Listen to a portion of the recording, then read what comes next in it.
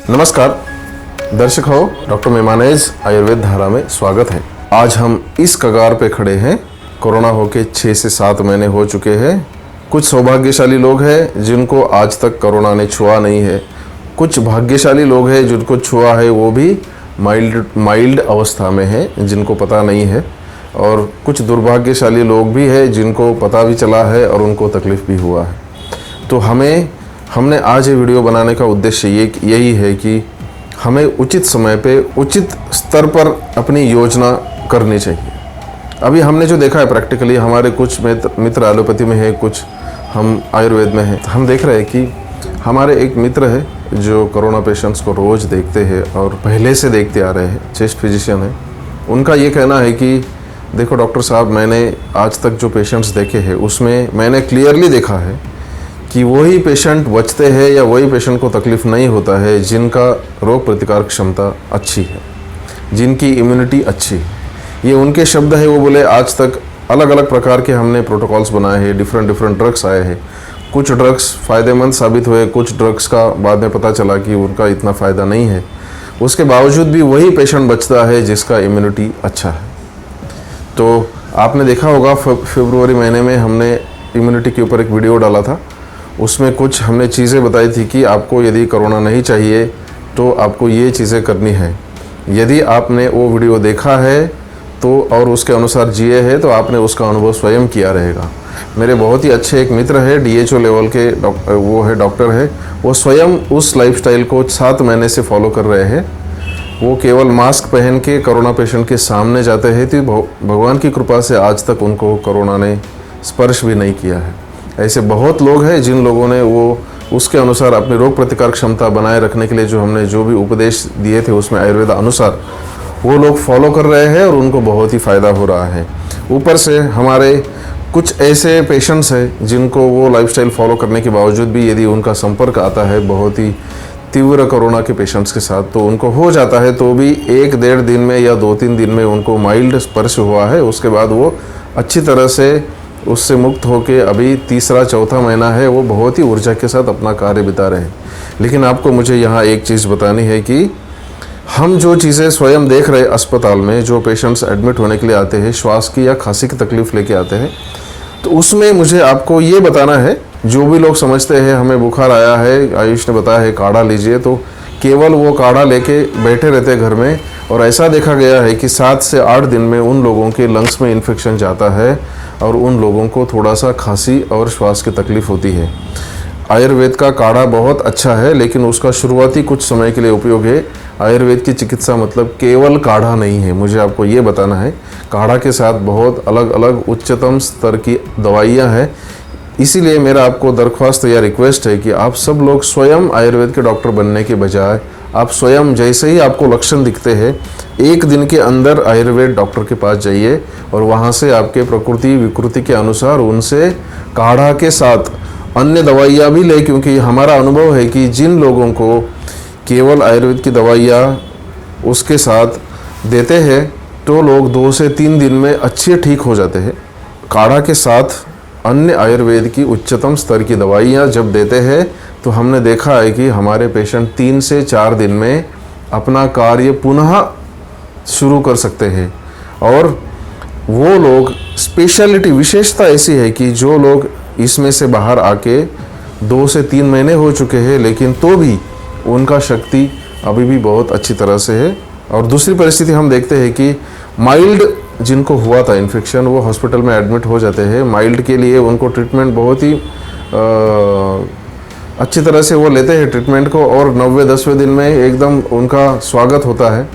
लेकिन सबसे मेन चीज़ ये है कि इनको यदि आयुर्वेद की जीवन शैली बताई नहीं जाती है और ये लोग फॉलो नहीं करते हैं और मैं 7 दिन में ऐसे ही बहुत अच्छी तरह से अच्छा होके आया, इस भावना में रह के यदि वो लाइफस्टाइल अच्छा फॉलो नहीं करते हैं तो हमने देखा है दूसरी बार या तीसरी बार या चौथी बार लोग कोरोना से पीड़ित होके आ रहे हैं। और पहली बार आते हैं माइल्ड के रूप में, दूसरी बार जब आते हैं परहेज तोड़ के, तो कोरोना अंदर जो बैठा है 60 से 90 दिन तक वो अंदर रह सकता है। इतने समय में वो यदि आप लाइफस्टाइल अच्छा नहीं करेंगे तो अंदर से खोखला करना शुरू करता है। और हमने देखा है पहले माइल्ड हुए लोगों को बाद में सीवियर या मॉडरेट लक्षण आते हैं। रिसर्च भी ऐसा हुआ है कि माइल्ड लोगों को कोरोना माइल्ड होकर शांत नहीं बैठता है, यदि वो लाइफस्टाइल फॉलो नहीं करते हैं तो उनको लंग्स में तकलीफ होती है। तो मुझे आपको यही रिक्वेस्ट करनी है कि हमारा सौभाग्य है कि हम लोग भारत में है, जिस भारत में आयुर्वेद का देन मिला है भारत को, तो हम सब लोगों का ये कर्तव्य भी है और सब लोगों के लिए ये सुविधा भी है। तो आप सब लोग, यदि किसी को कुछ तकलीफ है, आपके घर में से एक को भी बुखार आया, तो आप सब लोग आयुर्वेद के डॉक्टर को दिखा सकते हैं। क्यों? जिनको बुखार आया है वो भी दिखा सकते हैं, क्योंकि वो तुरंत दवाइयाँ लेंगे, लेकिन जिनको नहीं हुआ है उनको कुछ समय के बाद होने वाला है। तो उससे पहले यदि आप आपका पर्सनालिटी समझ के उसके अनुसार आपका जीवन शैली रखेंगे, वो जो वैद्य है उन्होंने जो दवाई आपको बताई है वो यदि लेंगे, तो आपको मैं विश्वास के साथ कह सकता हूँ कि आपका जो बीमारी है वो आगे प्रोग्रेस नहीं करेगा। ये हम वास्तविकता में देख रहे हैं।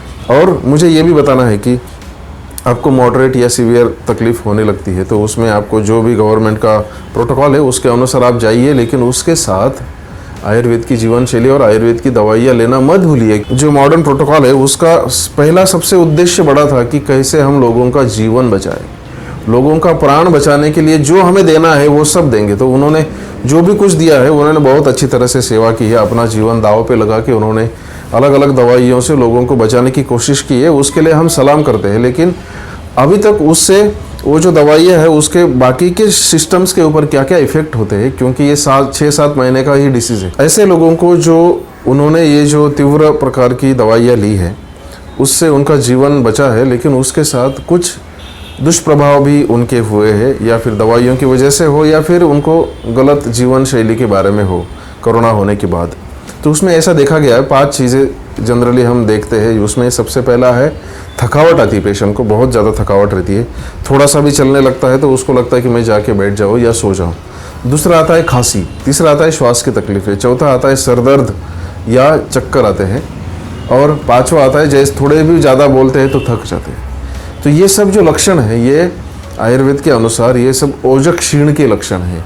ओज मतलब एक ऐसा एनर्जी रहता है अपने शरीर में जो उत्साह देने के लिए और सभी सिस्टम का कार्य सक्षम रूप से चलने के लिए आवश्यक एक ऐसा तत्व है जो ओज नाश हो जाता है, क्योंकि कोरोना आने के बाद सभी सिस्टम्स के ऊपर आघात करता है। उसमें स्पेशली है अपना respiratory system, reproductive system, gastrointestinal system, central nervous system, और उसके बाद है किडनी। इनके ऊपर जो उसका असर होता है, हमें उस ओज को बचाने के लिए या बढ़ाने के लिए क्या करना चाहिए, तो उसमें से हमें 5 चीज़ें ध्यान में रखनी उसके लिए। पहला है आहार, विहार, निद्रा, अपना कार्य और विचार।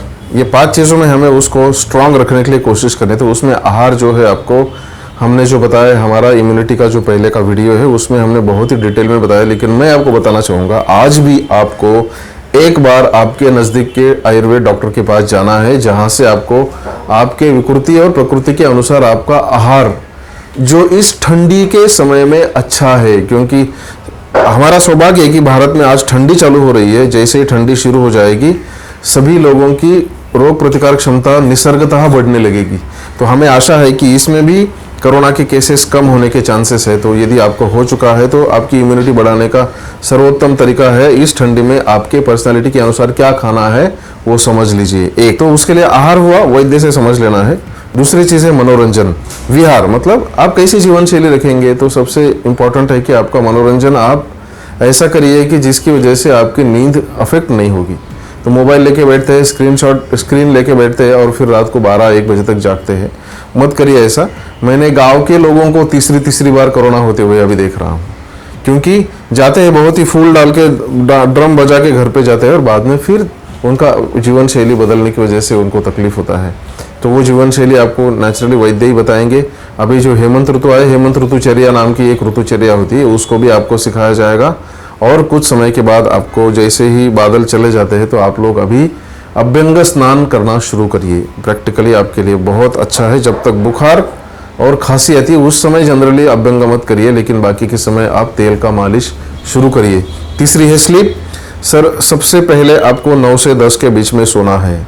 ध्यान में रखिए, आप अभी होटल्स या कुछ चीज़ें शुरू हो चुकी है, लेकिन उनको भी ऐसा निर्देश दिया गया है कि 10 बजे के बाद होटल चालू नहीं रहेगा, ये बहुत आवश्यक बात है। मैं देख रहा हूँ सभी पेशेंट के ऊपर भी देख रहा हूँ, नॉन पेशेंट के ऊपर भी देख रहा हूँ, हवा इतनी अभी अशुद्ध है।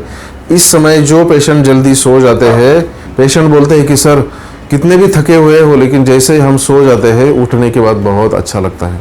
विश्रांति वात को कम करने का सबसे अच्छा तरीका है और वो विश्रांति है निद्रा के रूप पे सबसे अच्छी विश्रांति होती है। ये विश्रांति जितनी जल्दी शुरू हो जाती है रात को 9 बजे के आसपास, उतना आपको रिकवरी फेज और आपका ओज बढ़ने के चांसेस ज़्यादा है। केवल 12 बजे सो के 8 घंटा नहीं सोना है, हमें 9 बजे सो के 8 घंटा सोना है, लेट नहीं सोना है। निद्रा हो गई। चौथा चीज़ कार्य। तो कार्य के लिए मतलब आपका जो ऑफिस वर्क है, ऑफिस वर्क या जो भी आप कार्य रिज्यूम करने वाले हैं, तो उसके पहले आप डॉक्टर को दिखाएं कि सर हम क्या कार्य करें, कार्य कर सकते हैं या कर सकते हैं तो हमें कितने समय से चालू करना है।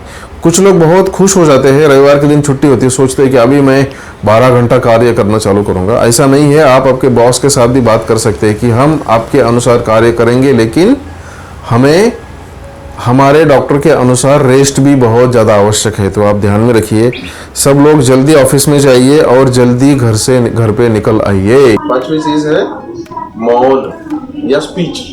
तो आपको ध्यान में रखना है कि अभी आपको ज्यादा बातें नहीं करनी है। जितना आप मौन रहेंगे उतना आपका रेस्पिरेशन अच्छा चलेगा।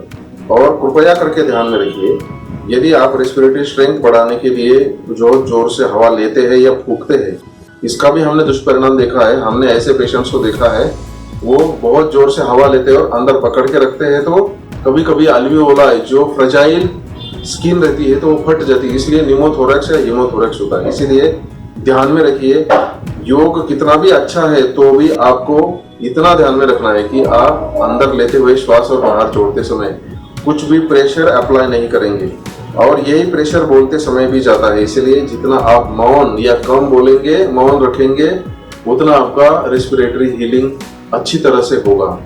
पहले के जैसे मैं आज तुरंत खेल सकता हूँ, खेलूंगा तो बहुत जल्दी ठीक हो जाऊंगा, ये आप आपके डॉक्टर को पूछ के करिए। स्पेशली आयुर्वेद डॉक्टर को पूछेंगे तो वो आपको एक्सरसाइज करने का तरीका बहुत अच्छी तरह से बता सकते हैं, क्योंकि देयर आर रेस्पिरेटरी एक्सरसाइजेस।